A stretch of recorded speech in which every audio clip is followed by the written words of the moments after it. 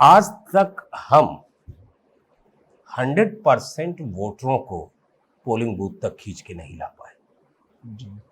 इसके लिए जितनी भी पॉलिटिकल पार्टियां 1947 से आज तक हैं वो ये अपने खाने में दर्ज करें शिकायत जी। मैं किसी एक पार्टी की बात नहीं कर रहा हूं।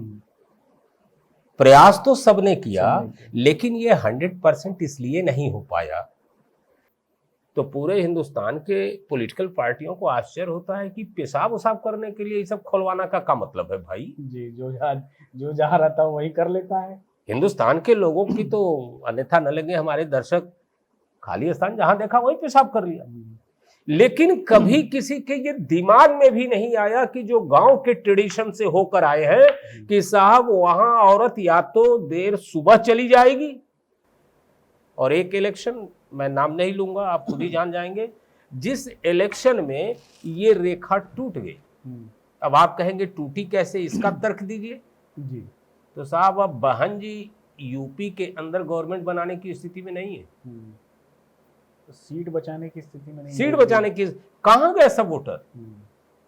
एक भाई साहब पिता से विरासत में सब कुछ लेके आने के बाद भी वो बातें जितनी बड़ी बड़ी कर लें, लेकिन नंगा सच है सुधीजनों कि वो स्टेट में गवर्नमेंट बनाने की स्थिति में नहीं है। तो कहां गए वोटर। बिहार में गांव के गांव को धमका दिया जाता था गन पॉइंट पे कि तुम वोट डाल लेने जाओगे, तुम्हारा वोट हम डाल देंगे जी। और किसी को बुरा नहीं लगना चाहिए पॉलिटिकल पार्टी को। ये वही वक्त होता था जब बैलेट से, कागज से वोट डाला जाता था, लाशें गिरती थी। वो बिहार वाला पैटर्न कमोबेश अभी पश्चिमी बंगाल में जिंदा है। किसी समय में हमारे देश के अंदर मुस्लिम वोट बैंक को सत्ता में किसी को लाने और बाहर करने का गारंटी माना जाता था। आज वही मुस्लिम वर्ग बाकायदा दिग्भ्रमित चौराहे पे खड़ा है कि हम किसके साथ जुड़े, क्योंकि उसे लगता है कि जितने लोग 1947 से लेकर आज तक जुड़े सबने धोखा ही दिया। फिर प्रियंका से पूछा तो प्रियंका ने कहा कि अगर ईवीएम वगैरह में गड़बड़ी नहीं हुई, ये अलग बात है कि सब कमाई खा रहे हैं ईवीएम की, वही है कि घर की मुखिया की कमाई खा रहे हैं और घर के मुखिया को ही गरिया रहे हैं, जबकि ये सब हो चुका है कि इसको हाईकोर्ट नहीं किया जाता। बहरहाल प्रियंका जी ने कहा ईवीएम वगैरह ठीक रहा तो ये 180 से ऊपर नहीं जाएंगे। अरे सीधे सीधे बोलो ये बहुमत नहीं पाएंगे, तो कम से कम ये तो स्वीकार कीजिए कि अगर एक पार्टी लोगों को मिला के भी चल रही है तो बहुमत की बात वो अपने लेवल पे कर रही है। जिन पार्टियों को मिलाया है उनके बल पे वो बहुमत की बात नहीं कर रही है, उसके बल पे तो कह रही है कि साहब हम 400 के पार चले जाएंगे। यही डर विपक्ष को सता रहा है कि 400 पाने के बाद संविधान तो नहीं बदल देंगे। और इन लोगों को क्या बताया जाए, जब राजीव गांधी जैसा व्यक्ति कि मुहर्रम में तलवार भाला लेजिम यही जाता है और बताने कि पूरे हिंदुस्तान में कहां पत्थर चला है मुहर्रम के ऊपर, ये जनता को बेवकूफ बनाना और लोगों को भड़काना बंद करें। वो मतलब वो तलवार भाला सब लेके चलेंगे, वो उनका ठीक है, जायज है, और उस पर एक पत्थर नहीं चलता। और रामनवमी में अगर तलवार लेके चलेंगे, प्रभु श्री रामचंद्र जी AK-47 लेके चलते थे क्या? AK-47 था क्या? तलवार और तीर धनुष ही उनके परंपरागत हथियार थे। आज भी हम एक ऐसे व्यक्ति को जो चारा घोटाले के अंतर्गत कन्विक्टेड हो गया, सर्टिफाइड चोर हो गया, उसको जो है एक गठबंधन विशेष में शामिल ही नहीं करते हैं, वरना ये भी सोचते हैं कि शायद वो अपने वर्ग विशेष का वोट देके एक अच्छी खासी हमारे पास सदस्यों की संख्या खड़ी कर लेगा।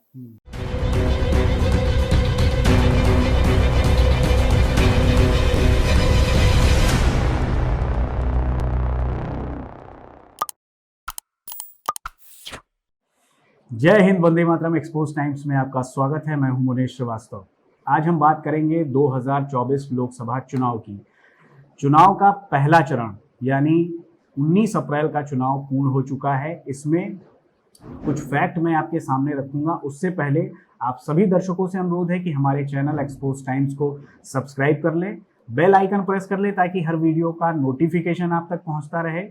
लाइक करें और कमेंट करके हमें ज़रूर बताएं कि हमारा ये प्रयास आपको कैसा लग रहा है। तो इस 2024 के चुनाव के मुद्दे पर हम बात करेंगे अपने राजनीतिक विश्लेषक डॉक्टर अरविंद कुमार सिंह साहब से। काफ़ी समय के बाद वो समय दे पा रहे हैं हमें।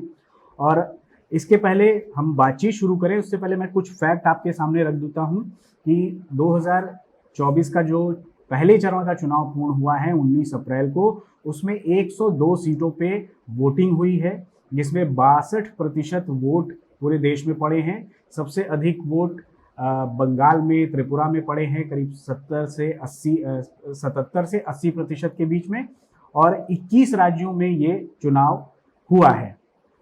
अगले चरण का चुनाव जल्द ही होने वाला है। और एक फैक्ट ये भी है कि जितने सीटों पे वोट पड़े हैं उसमें करीब 16 करोड़ मतदाता हैं, जिसमें आधी आबादी का 8 करोड़ और पुरुष समुदाय का करीब 8 करोड़ वोट है। इसमें 35 लाख वोटर जो हैं वो नए हैं। कितने लोगों ने वोट दिया है ये वोटिंग परसेंटेज से डिसाइड होता है। तो इस पहले चरण के चुनाव में जिस तरीके की चीज़ें सामने आई हैं, वोटिंग का कुछ प्रतिशत घटा है, इसको लेके हम जानेंगे कि इसके भविष्य में जो चुनाव होने वाले हैं उस पर क्या इम्पैक्ट पड़ेंगे और जो रिजल्ट आएगा उस पर क्या इम्पैक्ट पड़ेगा। तो इस विषय को शुरू करते हैं और आइए बात करते हैं डॉक्टर अरविंद सर से। सर, आपका बहुत बहुत स्वागत है। नमस्कार मुनेश जी, बहुत दिनों के बाद हम मिल रहे हैं और अपने दर्शकों को भी मेरी तरफ से आज सर आप बहुत स्मार्ट लग रहे हैं। क्या बात। हाँ, तो बोले सर, शुरुआत करते हैं कि जो वोटिंग प्रतिशत घटा है इसी से। जी जी 2019 के मुकाबले करीब 5% जी, जी। की कमी आई है। ये इस चुनाव को किस ओर ले जा रहा है सर? आप भविष्य की बात पूछ रहे हैं कि ये चुनाव को किस तरफ ले जा रहा है, लेकिन मैं बात यहाँ से शुरू करना चाहूँगा कि 1947 से लेके आज तक, इसे आलोचनात्मक दृष्टि से मेरी बात को न रखी जाए जी। आज तक हम 100% वोटरों को पोलिंग बूथ तक खींच के नहीं ला पाए जी। इसके लिए जितनी भी पॉलिटिकल पार्टियां 1947 से आज तक हैं वो ये अपने खाने में दर्ज करें शिकायत। जी। मैं किसी एक पार्टी की बात नहीं कर रहा हूं। प्रयास तो सबने किया, लेकिन ये 100% इसलिए नहीं हो पाया कि 1947 से ही जातिगत खानों में बटे हुए वोट बैंकों की तैयारी की गई। जी।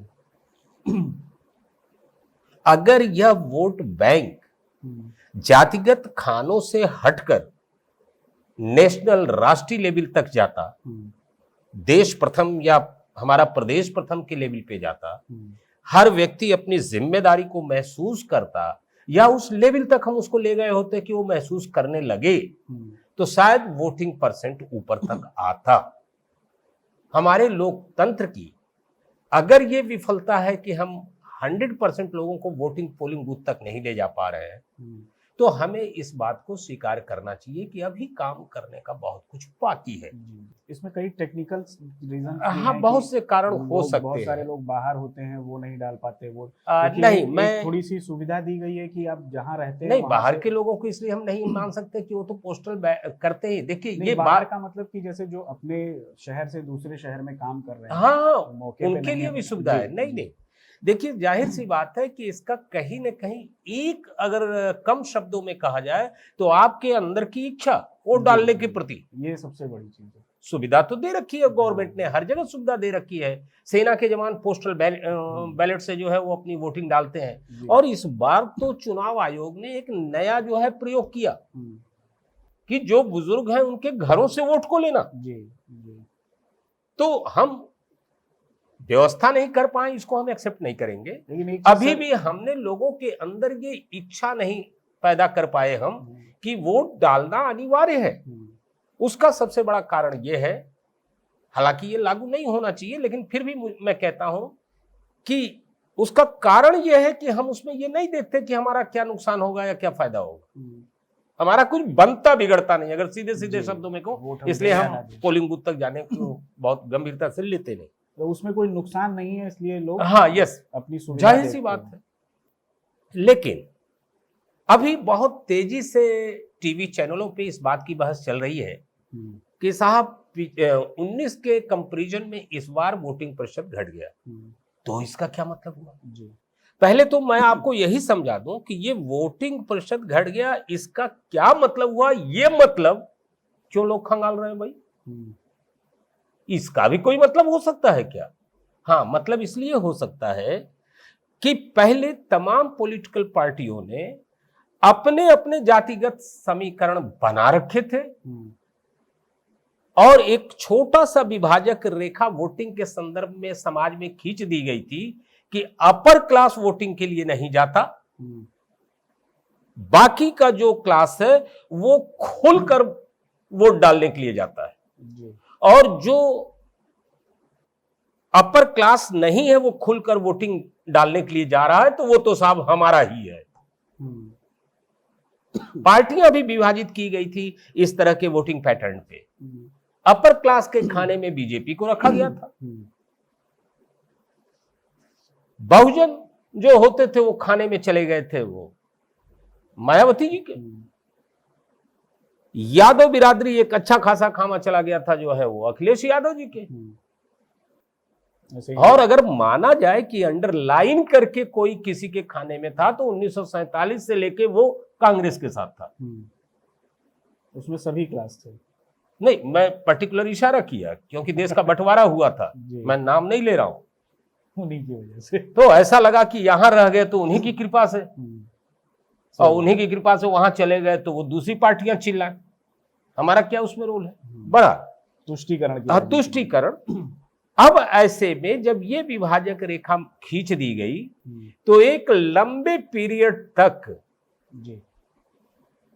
मात्र 2 सीट लेके एक पार्टी संसद में इंतजार कर रही थी कि आइए बहुरी वसंत ऋतु इन डारिन पे फूल, और उसे भी एक लंबे पीरियड के बाद समझ में आया कि इन खानों में, जातिगत खानों में वोट बैंक को बांट के वोट दिलाकर सत्ता के शीर्ष तक पहुंचना मुश्किल है जी। अब यहां से एक नया राजनीति शुरू हुआ, और ऐसे में जब एक प्राइम मिनिस्टर मंच पे आके कहता है 15 अगस्त और 26 जनवरी को कि हम घर घर शौचालय खुलवाएंगे, तो पूरे हिंदुस्तान के पॉलिटिकल पार्टियों को आश्चर्य होता है कि पेशाब उसाब करने के लिए ये सब खुलवाना का क्या मतलब है भाई? जी, जो जहां रहता है वही कर लेता है। हिंदुस्तान के लोगों की तो अन्यथा न लगे, हमारे दर्शक खाली स्थान जहां देखा वही पेशाब कर लिया।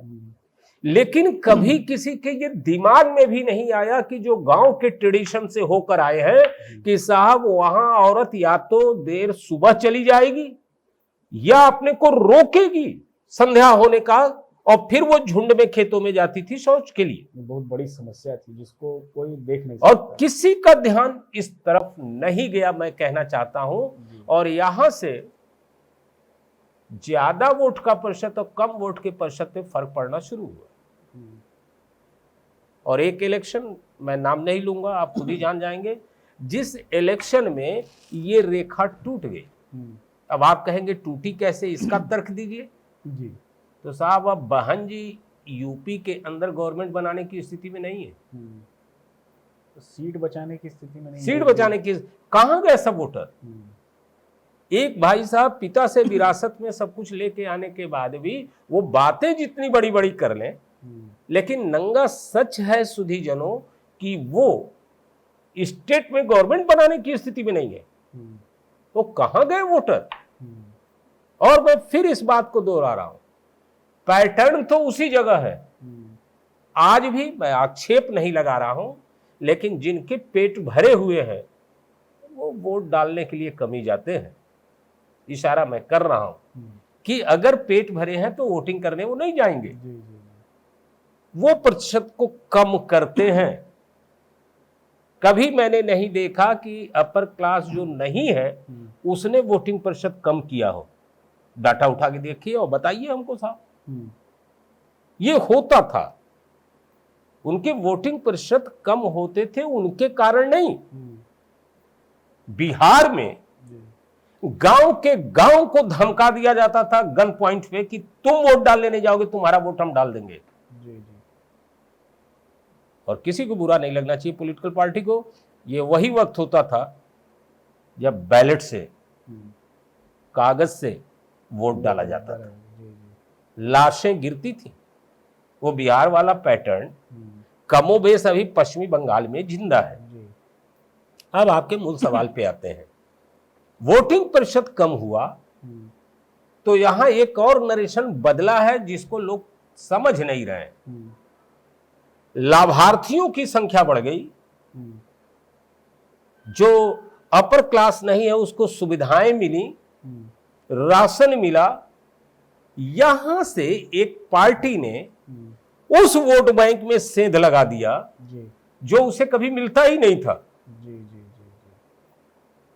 अब वह पार्टी ये कहती है कि साहब कम वोटिंग हो तब भी मेरा है, ज्यादा वोटिंग हो तब भी मेरा है, क्योंकि कम वोटिंग होगी तो वो सारे लाभार्थी तो वोट डालने जा रहे हैं, किन्होंने डाला है तभी तो वो उतनी वोटिंग है।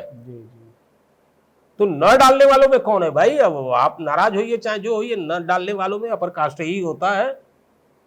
उसका पेट भरा हुआ है, आप कोई तर्क देते रहिए, लेकिन वोट डालने वाले में तो ये तबका है। अपर कास्ट से मतलब सर जो समृद्ध लोग हैं जो, हाँ यस ये इसलिए मैं, देखिए आप बार बार कोशिश करेंगे तब भी मैं वो नहीं कहूंगा जो आप कहलवाना चाहते हैं। मतलब वो सवर्णों से जोड़ा जाएगा? नहीं, सवर्णों से मेरा मतलब ही नहीं है। मैंने एक शब्द बोला था इसमें जिसका पेट भरा है, आप समझिए, इसीलिए मैं बार बार अपर कास्ट की बात कर रहा हूँ। अपर कास्ट का मतलब कि वो तबका जो सुख सुविधा से संपन्न है, लैस है। जागरूकता उधर ही होनी चाहिए ज्यादा, लेकिन है नहीं, है इधर। तो अब ये स्थिति है कि वो नरेशन धीरे धीरे अब टूट रहा है पूरे देश में। जहां हम ये मान के चलते थे साहब कि साहब ये वर्ग इनको वोट देगा, ये वर्ग उनको वोट देगा, किसी समय में हमारे देश के अंदर मुस्लिम वोट बैंक को सत्ता में किसी को लाने और बाहर करने का गारंटी माना जाता था। आज वही मुस्लिम वर्ग बाकायदा दिग्भ्रमित चौराहे पे खड़ा है कि हम किसके साथ जुड़े, क्योंकि उससे लगता है कि जितने लोग 1947 से लेकर आज तक जुड़े सबने धोखा ही दिया। आप पूछ लीजिए, उनका पहला वाक्य यही होगा कि साहब हमको किस पार्टी ने किया, हमारे ऊपर किसने ख्याल किया। अभी भी तो सर वो धोखा खाने के लिए बैठे हुए हैं। हाँ नहीं, वो अलग बात होगी विषय। लेकिन हिंदू धर्म के अंतर्गत सती प्रथा एक बहुत बुरी प्रथा थी और राजा राममोहन राय ने उसकी लड़ाई लड़ी और आज ये पूरा का पूरा समाज इस प्रथा से बाहर आ गया। उसी प्रकार इस्लाम के अंदर भी बहुत सी ऐसी चीजें हैं जो आज के तारीख में स्वीकार्य नहीं होना चाहिए। अब क्या मजाक है कि कोई कह दे कि हम 3 बार बोल दें और तलाक हो जाए। एक अच्छी खासी हंसती खेलती जिंदगी दरकिनार हो जाए और हलाला उर्दू का वर्ड कह के आप सब छिपा लीजिए। मैं सच कह रहा हूं मुनेश जी, मानिए इस बात को, बहुत ऐसे लोग भी हैं जिनसे जाके पूछो हलाला का अर्थ नहीं बता पाएंगे, उस प्रक्रिया को नहीं बता पाएंगे। एक पर्दा प्रथा, आज के दौर में उस पर्दा प्रथा को शालीनता के दायरे में है, मैं उसको एक्सेप्ट करता हूं। बलगर्टी मुझे भी नहीं पसंद है, मैं अपना बता रहा हूं। बलगर्टी को आप बहुत खुलेपन में मत लीजिए। वो बलगर्टी का मतलब होता है कि जो दूसरों की आंखों को चुभ रहा है वो आपको अच्छा कैसे लगेगा, और अपने माँ बेटी के लिए सभी लोग चाहते हैं कि अच्छे परिधान हो, लेकिन हम ये भी नहीं चाहेंगे कि उसे ऊपर से नीचे तक ढक दें। बहरहाल वो विषय भी नहीं। तो मेरे कहने का मतलब है कि अब ये नरेशन हट जाना चाहिए और ये इलेक्शन इस बार इस बात को साबित करेगा कि कम वोटिंग का मतलब या ज्यादा वोटिंग का मतलब जो आज से आप 10 साल पहले, 15 साल, 20 साल पहले लगाया करते थे, अब वो नहीं है साहब। अब सबके वोट बैंक खिसकने शुरू हुए हैं, सब अच्छे बुरे को समझ के वोट डालना शुरू कर दिए हैं, वो पूरी जागरूकता आ गई है। और खास करके नौजवान पीढ़ी को आप शब्दों से भरमा नहीं सकते, लेकिन इतने के बावजूद फिर इस बात को कह के मैं अपनी बात समाप्त करूंगा कि ये हमारा दुर्भाग्य है कि आज भी हम 60, 70 और 77 इस लेवल पे वोटिंग परसेंटेज को देख रहे हैं, जबकि यह हमारा एक ऐसा नैतिक धर्म होना चाहिए कि हमें किसी की आवश्यकता न हो विज्ञापन की, किसी के जागरूक करने की। हम स्वतः जाके देखें और किन बिंदुओं पे वो जागरूकता होनी चाहिए। जिस समय चुनाव आयोग निकालता है कि वोटर लिस्ट आप चेक कर ले, आपका नाम है कि नहीं, जागरूक व्यक्ति सबसे पहले देखेगा कि 5 साल के बाद वोट डालने जा रहा हूं, देख तो लूं कौन है, कहीं ऐसा तो नहीं कि मेरे घर का ही पूरा वोट साफ है। तो आप समझ सकते हैं कुछ जगहों पे तो ये हालत है कि साहब पता नहीं कब के मरे हुए लोग भी जिंदा है उसमें। एक सवाल सर उस पे आ ही जाएंगे क्या? हाँ हाँ हाँ बिल्कुल, आप पूछ सकते हैं। हैदराबाद वाली घटना है जहाँ 5,40,000 फर्जी वोटर क्या बात है। पकड़े गए हैं और उनको चुनाव आयोग ने लिस्ट से बाहर किया है। इसका एक बहुत बड़ा इम्पैक्ट तो पड़ने वाला है इस चुनाव में। पहले चरण में ही वहाँ पे सारी सीटों पे वोटिंग हो गई है। अब इसको आप सर कैसे देखते हैं? अब जाहिर सी बात है कि बैरिस्टर साहब सबसे ज्यादा जो है हैदराबाद से सुख लिए। बैरिस्टर साहब ने ये कानूनी नुक्ता कभी नहीं बताया, उन्हीं पे आरोप भी है कि इतने नहीं, मैं आरोप की बात ही नहीं कर रहा हूँ। आरोप तो वो लगाना पक्ष विपक्ष वालों का काम है। देखिए, अगर मैं राजनीतिक विश्लेषक हूँ तो मैं पूर्वाग्रह से बात नहीं करूंगा, मैं तर्क और फैक्ट पे बात करूंगा। मैं आरोप की बात कर रहा हूँ। हाँ, तो नहीं, उसका फायदा किसको मिला किसको नहीं मिला, सर जो और सवाल यह है कि मैं ये मानने को तैयार नहीं हूँ कि 5,41,000 जो वो हटाए गए हैं वो सभी के सभी एक ही वर्ग विशेष के रहे होंगे, ऐसा भी मानने को मतलब। हाँ, बहुसंख्यक हो सकते हैं, लेकिन बहुसंख्यक शब्द भी अपने आप में भ्रामक हो जाता है, अर्थ इसका दूसरा लगा लेंगे लोग।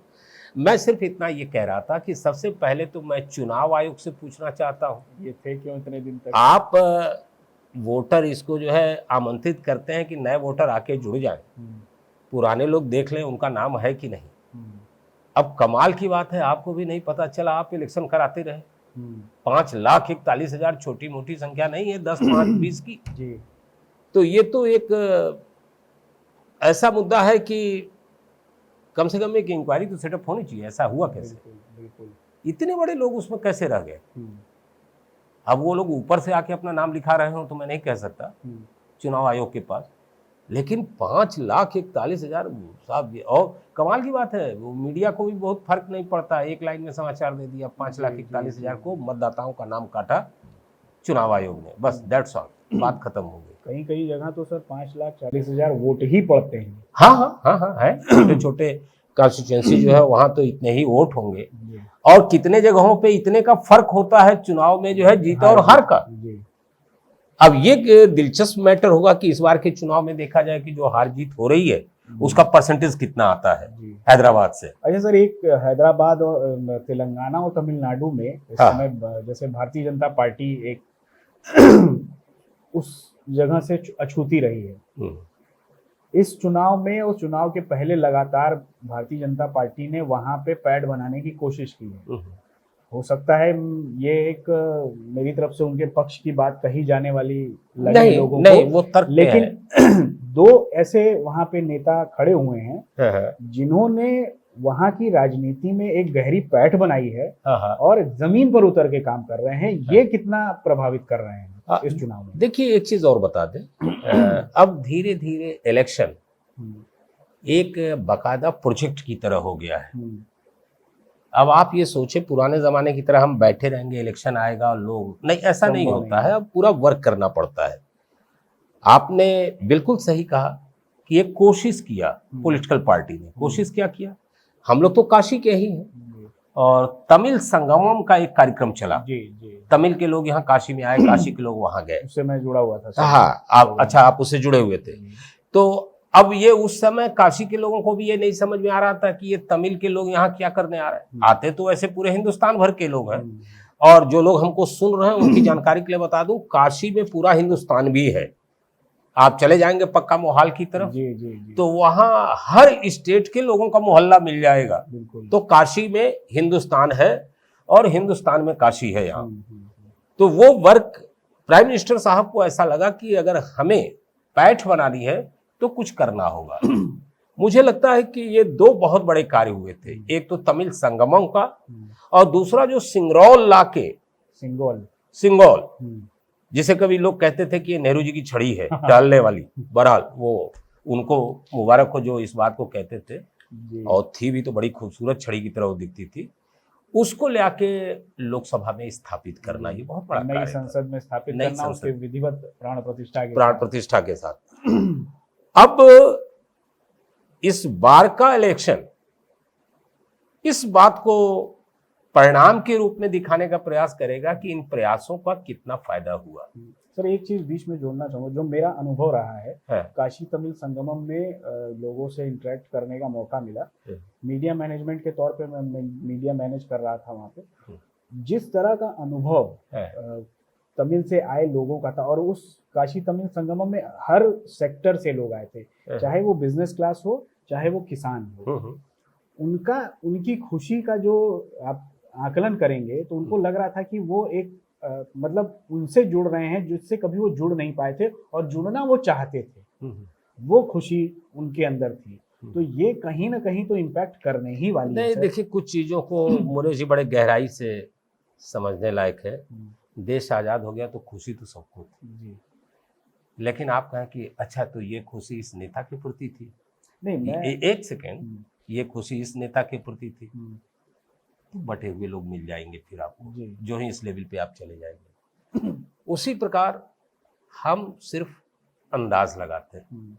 जैसे उदाहरण के तौर पे हम पेपर देने के लिए गए, हमने बहुत अच्छा पेपर दिया, लिखा भी बहुत बढ़िया, लेकिन वो जो कॉपी जांचने वाला है उसने कितना खुल के नंबर दिया, कितना दबा के नंबर दिया, कितना टाइट जांच दिया। अब उसके बाद आप जो है दुख कह रहे हैं साहब लिखे तो बहुत थे, हमारा तो 80 नंबर आना चाहिए था साहब, ये 60 है। अब वो टाइट जांचने वाला रहा कॉपी, ज्यादा मीन में खोजा और निकाल दिया। एक था कि अरे भाई इतना बढ़िया सब लिख रहा है, दयानतदारी से नंबर दे दिया। उसी तरह से बड़ा मुश्किल होता है हिंदुस्तान के अंदर कयास लगाना कि ऐसा कुछ हुआ तो साहब इसका परिणाम यही आ जाएगा। इसका सबसे बेस्ट एग्जाम्पल, मैंने बोला ना कि मैं पूर्वाग्रह से बात नहीं करता, अटल बिहारी वाजपेयी की शाइनिंग इंडिया का प्रचार तो बड़ा जबरदस्त था, लेकिन पता चला कि साहब वो वोट ही नहीं पड़ा होता। अब तक अगर ऐसा ही नरेंद्र मोदी जी के भी साथ अगर हो जाए तो कहा नहीं जा सकता, तो सोचना पड़ेगा कि भाई इतना काम करने के बाद अगर ये सत्ता में वापस नहीं आ रहे हैं जैसा कि वो कह रहे हैं, तो क्या छल छद्म और फरेब करके सत्ता में आना जो है जनता के लिए वोट डालने की गारंटी है? तो बड़ा मुश्किल है ये समझना लोकतंत्र का हिसाब किताब। लेकिन एक बात मैं कहूंगा जो स्वीकार करनी पड़ेगी लोगों को कि 1947 से लेके आज तक ऐसा मुझे कोई प्राइम मिनिस्टर नहीं मिला जो चुनावी सभा में इसलिए वोट मांग रहा हो कि मैं भारतवर्ष को विकसित राष्ट्र बना दूंगा। अगर कोई ऐसा भाषण दिया हो तो हमको कोड करके नाम बताइए।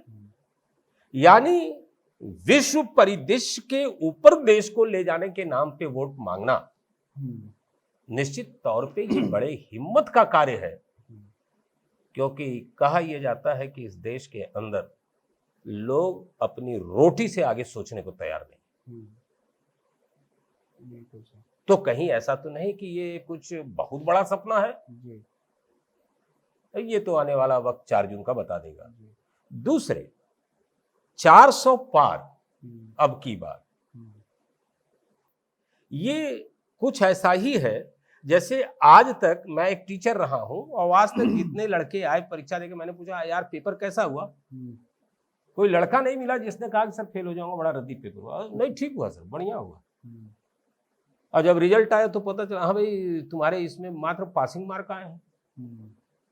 अब क्या करें सर। और फिर ऐसा भी कोई हिम्मतवर लड़का नहीं आया जिसने हिम्मत करके कहा कि मैंने मेहनत नहीं की थी, यही आना ही था। उसके बावजूद भी उत्तर वितर्क देगा, लड़ेगा। तो इस समय पॉलिटिकल पार्टियां जो हैं उसी सारी पॉलिटिकल पार्टियां उसी थेथराई के साथ जवाब दे रही हैं।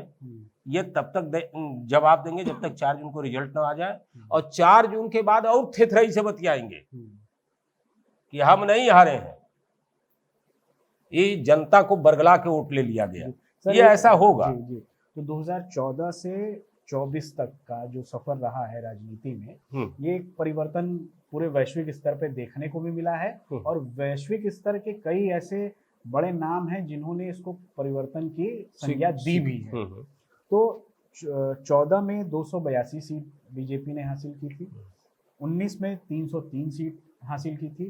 तो 2024 जो चुनाव दिख रहा है इसमें बहुत सारे काम ऐसे भी हुए हैं जो अप्रत्याशित थे, जिनकी कल्पना भी नहीं थी जनता को। उसमें राम मंदिर 370 बड़ा काम है, जिसको हम ये सोच भी नहीं पाते थे। 500 सालों की लड़ाई से चले आ रहे थे, 370 को जिसको हटा छू पाना मुश्किल था। इन दो कामों का क्या इम्पैक्ट आप देखते हैं? जो आप 400 पार की बात कर रहे हैं, उसका असर अगर होता भी है, मान लेते हैं 400 पार नहीं करते हैं, 400 के करीब भी जाते हैं, तो क्या इन 2-3 बड़े कामों का असर है या नहीं है?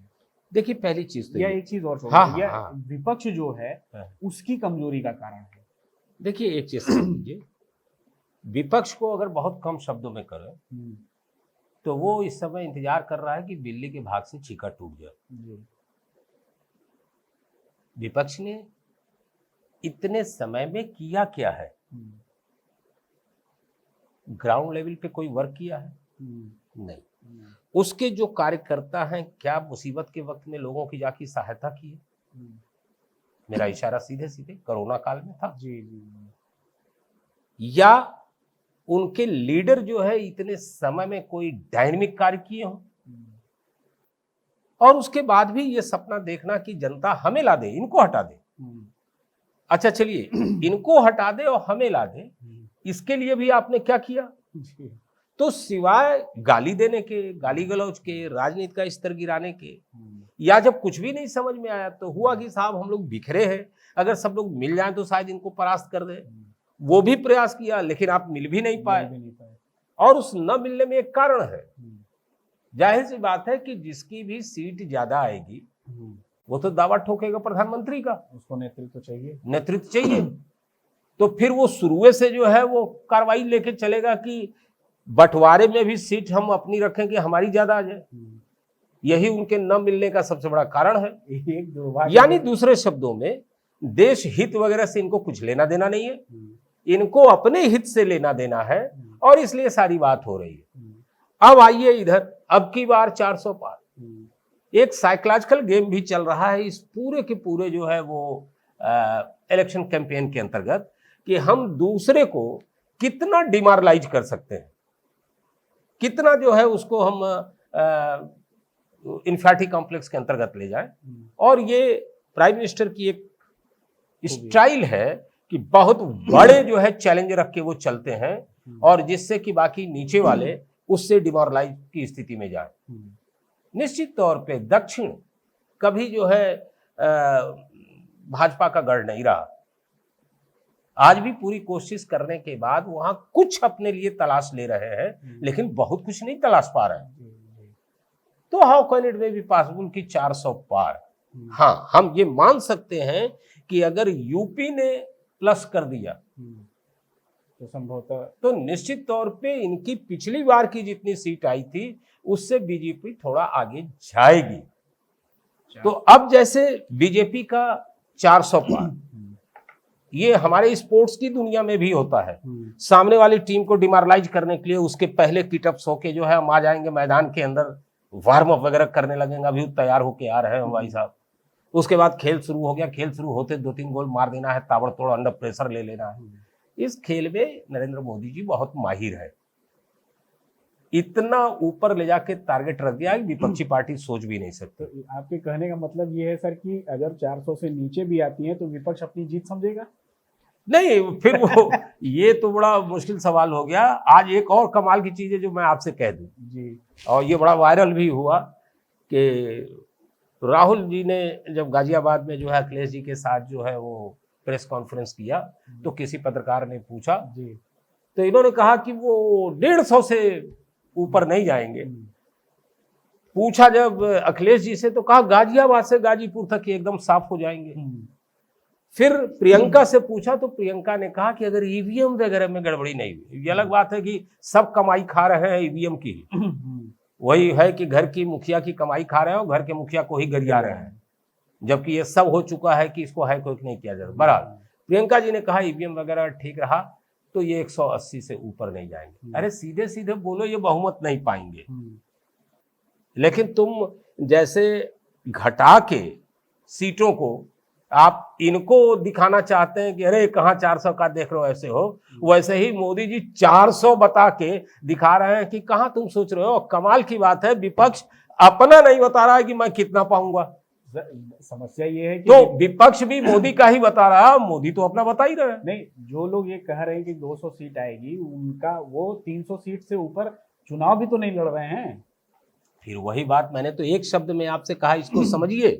एक पॉलिटिकल पार्टी को बता दीजिए कि क्या वो इतनी सीटों पे चुनाव लड़ रहा है कि अगर सब जीत जाए तो बहुमत में आ जाएंगे। यानी उनका खेल तो मिलके है। लेकिन नरेंद्र मोदी का खेल बहुमत तो हमारा अपने दम पे है और बाकी जो हमको देंगे वो 400 पार है। तो कम से कम ये तो स्वीकार कीजिए कि अगर एक पार्टी लोगों को मिला के भी चल रही है तो बहुमत की बात वो अपने लेवल पे कर रही है।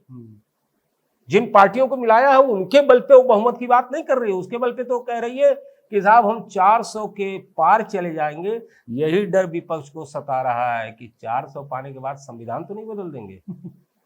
और इन लोगों को क्या बताया जाए, जब राजीव गांधी जैसा व्यक्ति संविधान नहीं बदल पाया, सर्वाधिक अभी तक तो वही पाए हैं, बना के दल बदल चले गए और बीच बीच में छेद छोड़ के चले गए। कभी भी संविधान बदला नहीं जा सकता। बिना पूछे हुए सवाल का जवाब मैं आपको दे रहा हूं। हिंदुस्तान के अंदर संविधान टोटल बदलेंगे तो इस देश की 140 करोड़ जनता झेल पाएंगे पॉलिटिकल पार्टी? सवाल ही नहीं उठता। ये तो खाली विपक्ष का एक हथकंडा है कि डराया जाए कि डर के हमको वोट दे दो। और यहाँ पे बस वही काशी की युक्ति बोल के मैं खत्म करूंगा। बड़ा पुराना गांव में हम लोग सुनते थे, कोढ़िया डेरवावे थूक दे। यानी जिसको कोढ़ रोग हुआ है तो वो देखता था लोग ध्यान नहीं देते तो वो कहता था थूक देंगे तुम्हारे पे, यानी तुमको भी कोढ़ हो जाएगा। अब ये कयास पब्लिक लगाए, कौन कोढ़ी है, कौन थूकने की धमकी दे रहा है, कौन डरा रहा है, मैं अपनी तरफ से कोई नाम नहीं लूंगा। लेकिन कहने का मतलब ये है कि निश्चित तौर पे अभी भी हम 100% वोटिंग पे जनता को नहीं ला पाए हैं, लेकिन हम 60, 65, 70 तक ले आए हैं। यह भी अपनी पीठ थपथपाने के लिए कम नहीं है। लेकिन मेरे जैसे व्यक्ति को ये दुख है कि ये 100% होना चाहिए। सर, ये जो आपने कोड़ वाली बात कही, दर्शक हमारे इशारा समझ जाएंगे। और एक आखिरी सवाल ये है कि पश्चिम बंगाल जो हमेशा से सर एक तरीके से कहें जहाँ पे चुनावी हिंसा आम बात रही है और इस बार भी वैसा देखने को मिला है, इस पे आप क्या कहना चाहेंगे? और क्या इसके लिए सुधार स्टेट लेवल पे होना चाहिए या चुनाव आयोग के लेवल पे होना चाहिए? देखिए, बिल्कुल सही बात है। अगर आपकी ही बात मैं ले लूं तो भाई तो विपक्ष की कही हुई कहावत यहाँ गलत साबित हो रही है। अगर कम वोटिंग से विपक्ष का फायदा हो रहा है तो वहां तो अधिक वोटिंग हुई है, तो क्या विपक्ष मानेगा कि ये सत्ता पक्ष का फायदा हो रहा है? 77 के ऊपर जाए तो यार कमाल की बात है। कम हो तुम्हारा फायदा, अधिक हो तो भी तुम्हारा फायदा, हर तरफ तुम्हारा ही फायदा है। बाकी लोग तो यहाँ कंठी माला जपने के लिए बैठे हुए। तो ये तर्क उतर्क की बात है। जीत गए तो ईवीएम सही है, हार गए जाहिर सी बात है। देखिए, पश्चिमी बंगाल की अत्यधिक वोटिंग का मतलब कहीं ना कहीं एक दूसरे के प्रति गोलबंद होने की प्रक्रिया है। इसलिए वहां वोटिंग परसेंटेज, वहां यही कारण है कि तृणमूल कांग्रेस और बीजेपी के अंदर मारपीट की घटनाएं आज की तारीख में भी आ रही है। और मेरा ये मानना है कि पश्चिमी बंगाल को एक अत्यधिक समय तक वामपंथियों के अंडर कंट्रोल रहना पड़ा। अब वामपंथी कौन, तो ज्यादा नहीं, सिर्फ एक लाइन बोलूंगा, देश की जनता प्रबुद्ध है। वामपंथी कहते हैं कि साहब हमारी सत्ता आ गई तो हम परमाणु बम वगैरह सब समाप्त कर देंगे। और दूसरी तरफ वो नक्सलवाद को पनपा के आम जनता को गोली मार रहे हैं। यार गजब का घालमेल है आपके वक्तव्य में और आपके सारी चीजों में। तो ऐसे शासन के अंतर्गत वो रहा और फिर उसके बाद एक तो नीम दूसरे करेला चढ़ा, उसके बाद ममता दीदी आ गई और उनके तर्क तो ऐसे ऐसे हैं, सुन के तलवार लेके जाओगे तो पत्थर चलेगा। तो अब जरा सा कोई ममता मैडम से पूछे कि मुहर्रम में तलवार भाला लेजिम यही जाता है और बतावे कि पूरे हिंदुस्तान में कहां पत्थर चला है मुहर्रम के ऊपर। ये जनता को बेवकूफ बनाना और लोगों को भड़काना बंद करें। वो मतलब वो तलवार भाला सब लेके चलेंगे, वो उनका ठीक है, जायज है, और उस पे एक पत्थर नहीं चलता। और रामनवमी में अगर तलवार लेके चलेंगे, प्रभु श्री रामचंद्र जी AK-47 लेके चलते थे क्या? AK-47 था क्या? तलवार और तीर धनुष ही उनके परंपरागत हथियार थे। तो रामनवमी में अगर तलवार लेके चलते हैं, कौन सा बुरा है भाई?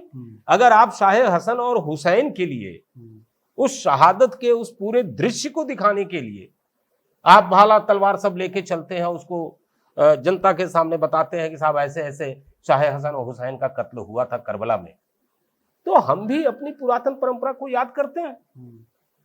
हम करेंगे तो पत्थर मारोगे, और तुम जो है लेके चलोगे, सब करोगे, तो तुम्हारे ऊपर तो आज तक कोई पत्थर नहीं चला। तो ये तर्क आपका कुतर्क है। और रही बात पश्चिमी बंगाल को ठीक करने की, क्योंकि बिहार आज से बहुत समय पहले पश्चिमी बंगाल के ही लेवल पे था, बिहार में तो खत्म हो गया। अब कोई कहे कि मैं बूथ कैप्चरिंग करके वोटिंग करा दूंगा, ये उसके बस की बात नहीं है। यही कारण है कि आज पश्चिमी बंगाल के अंदर जब भी CRPF लगाने की बात होती है, ममता बनर्जी उसका विरोध करती हैं, क्योंकि धीरे धीरे ये वोटिंग का खेल जो है खत्म होना शुरू हो जाएगा उनका। लेकिन हो सकता है मेरी बात से कोई इत्तेफाक न रखता हो, लेकिन मेरा ये मानना है कि पश्चिमी बंगाल के अंदर राष्ट्रपति शासन लगना चाहिए एक लंबे समय तक, जब तक कि पूरे के पूरे पश्चिमी बंगाल के हालात को ठीक न कर दिया जाए, जिससे दोबारा भविष्य में पश्चिम बंगाल के अंदर संदेश खाली जैसी घटनाएं जो है कभी ना हो। आपके नाक के नीचे हो रहा है, और आप एक हफ्ते पहले से बोलना शुरू कर दे रहे हो कि दंगा होगा तो ठीक नहीं। अरे कहां से दंगा होगा? और ये तो आपकी फेल्योरिटी नहीं है क्या? आपके स्टेट में दंगा हो रहा है, आप वही बोल रहे हो भी रहा है, और आप कह रहे हो आप शासन बड़ा अच्छा है, हम ही को वोट दीजिए आप लोग। ये तो आपकी फेल्योरिटी है साहब। तो ऐसे में पश्चिमी बंगाल के अंदर चुनाव आयोग के लिए बहुत स्पेस खुला हुआ है। अरे साहब, हैदराबाद में तो 5,41,000, भगवान जाने पश्चिम बंगाल के करोड़ों में होंगे क्या हिसाब किताब है। और सबसे बड़ी बात है कि कौन देश का नागरिक है, कौन देश का नागरिक नहीं है। अब मैं कह रहा हूं तो बहुत से लोगों को गुस्सा आना शुरू हो जाएगा। आज दिल्ली के अंदर स्थिति क्या हो गई है, किस तरह से घुसपैठी है, इनके ऊपर कार्य होगा कि नहीं होगा? हम अगर सिर्फ इतना कहते हैं कि जो घुसपैठी है उनको इस देश में रहने का हक नहीं, आप खड़े हो जाते हो कि नहीं साहब ये भी रहेंगे, जाएंगे कहां? और जो प्रताड़ित हैं दूसरे देशों में, उनको लाने की जब प्रक्रिया होती है तो आप हंगामा खड़ा करते हो, हम अपने यहाँ लागू नहीं होने देंगे। अच्छा, अब सवाल ये उठता है कि आप ही सब तय करोगे, कानून कोई और बनाएगा, आप तय करोगे लागू होगा कि नहीं लागू होगा? क्या क्या बातें बोलते हैं, और जनता भी इन पे विश्वास कर लेती है। नहीं साहब, मुश्किल हालात है जिनसे फाइट करना बड़ा मुश्किल है आज के दौर में। लेकिन मुझे ऐसा लगता है कि दुनिया में कोई ऐसी समस्या नहीं जिसका समाधान न हो। फर्क सिर्फ इतना है कि उस समाधान को हम खोज पाते हैं कि नहीं खोज पाते हैं, और खोज लिए तो दृढ़ता के साथ उसका इंप्लीमेंट कर पाते हैं कि नहीं कर पाते हैं। और राजनेताओं को कुछ बातें स्पष्ट रूप से आज की तारीख में मुनेश जी समझ लेना होगा। अब हास्यास्पद बयानों से पब्लिक को भरमाना बंद कीजिए। रामनवमी पे अगर ममता बनर्जी ये कहती हैं कि तलवार लेके निकलने से पथराव हो गया, तो ममता बनर्जी जी को यह भी जवाब देना चाहिए कि मुहर्रम के अंदर तलवार नेजे यही सब लेके मुहर्रम में जो है एक वर्ग विशेष के लोग निकलते हैं, तो वहां फिर क्या होगा? अगर तलवार निकलना ही पत्थरबाजी का प्रतीक है, तो उनके यहां फिर क्या हालत होगी जो तलवार और बाकी चीज ही लेके सड़कों के ऊपर निकल रहे हैं। आप किसी भी वर्ग विशेष को संतुष्ट करने के लिए, तुष्ट करने के लिए आप राजनीति में नहीं है। आज सारी पॉलिटिकल पार्टियों का एक ही मोटिव होना चाहिए कि किस तरह से जनता का कल्याण हो और किस तरह से पूरा देश विकास के दौड़ में अग्रणी रूप में पूरे विश्व के अंदर आगे चलता रहे। जब तक ये तुष्टीकरण की राजनीति और जातिगत राजनीति का समीकरण नहीं टूटेगा, तब तक देश विकास के मार्ग पे आगे नहीं जाएगा। ये बात इन पॉलिटिकल नेताओं को भी समझना चाहिए और दूसरे जनता को भी समझना चाहिए। और एक बात और कहना चाहूंगा, और खास करके ये जनता से मैं निवेदन कर रहा हूं कि आप इस भ्रम जाल से बाहर निकलिए कि 1000 चोरी करने के बाद भी एक नेता आपके लिए आकर्षण का केंद्र हो। 2500 लोगों का मर्डर कर देने के बाद भी एक राजनेता आपके आकर्षण का केंद्र हो और आपके वोट का बहाना बने। इस भ्रम जाल से बाहर निकलिए। हत्या करने वाला संत नहीं है, और जिसको सजा हो गई है वह व्यक्ति राजनेता या महात्मा होने की काबिलियत नहीं रखता। ये बंद होना चाहिए सारी चीज। आज भी हम एक ऐसे व्यक्ति को जो चारा घोटाले के अंतर्गत कन्विक्टेड हो गया, सर्टिफाइड चोर हो गया, उसको जो है एक गठबंधन विशेष में शामिल ही नहीं करते हैं, वरना ये भी सोचते हैं कि शायद वो अपने वर्ग विशेष का वोट देके एक अच्छी खासी हमारे पास सदस्यों की संख्या खड़ी कर लेगा। जब तक पूरा का पूरा समाज गलत को गलत और सही को सही नहीं बोलने की हिम्मत जुटाएगा, तब तक किसी तरह के आप डेवलपमेंट की देश के अंदर आशा मत कीजिए। और खास करके इस देश का भविष्य बदलने वाली युवा पीढ़ी और महत्वपूर्ण अपने सजेशन देने वाले हमारे बुजुर्ग, वक्त आ गया है कि अब आप अगर चाहते हैं कि देश विकास के मार्ग पे जाए, आप चाहते हैं कि विश्व में हम नंबर 1 हो, तो पहली और अनिवार्य शर्त अपने पे लागू कीजिए, वोट देना हमारे लिए नितांत आवश्यक है। 60 और 55%, 52% पे हमारा वोटिंग परसेंटेज नहीं होना चाहिए, हमारा वोटिंग परसेंटेज 100 पे जाना चाहिए। और तब ये कहने की गुंजाइश बंद हो जाएगी कि साहब इनका वोट पाके ये जीत गए, तो इनका वोट पाके ये जीत गए, या ये कम वोट पाए तो जीत गए, ये ज्यादा वोट पाए तो जीत गए। लोकतंत्र के इस महापर्व पे सभी लोगों को मेरी शुभकामनाएं हैं, और साथ ही जिन लोगों ने वोट डाल दिया उनके लिए तो हम ये बहस कर रहे हैं, और जो लोग अभी वोट नहीं डाले हैं, अब वो अपना वोट अवश्य डालें। शायद हम भी आपकी तरह अपने आप को सौभाग्यशाली समझेंगे। हम तो अपना वोट अवश्य डालेंगे, और वोट डालने के बाद उसकी फोटो भी आपको भेजेंगे। Thank you. सामने आएंगे। बहुत बहुत धन्यवाद सर। तो हमने बात की प्रथम चरण के चुनाव समाप्त होने के बाद क्या स्थिति बन रही है देश में और राज्यों में, किस तरह से वोटर को ज़्यादा से ज़्यादा पोलिंग बूथ तक आना चाहिए, वोट देना चाहिए, अपना लगातार देना चाहिए, और जो परसेंटेज आज 60-62 पे रुक रहा है उसे करीब करीब तो 80 पहुंचाइए। तो इन्हीं सब बातों के साथ इस चर्चा को विराम देते हैं, और जैसे ही दूसरा चरण शुरू होगा और दूसरे चरण के बाद हम आपके समक्ष फिर से उपस्थित होंगे। अगला चरण यानी फेज 2 का चुनाव जो है 26 अप्रैल को है। इसमें 86 सीटों पर चुनाव लड़ा जाएगा। तो इस एपिसोड में, इस वीडियो में बस इतना ही। मिलते हैं अगले किसी वीडियो के साथ, तब तक के लिए धन्यवाद, नमस्कार, जय हिंद।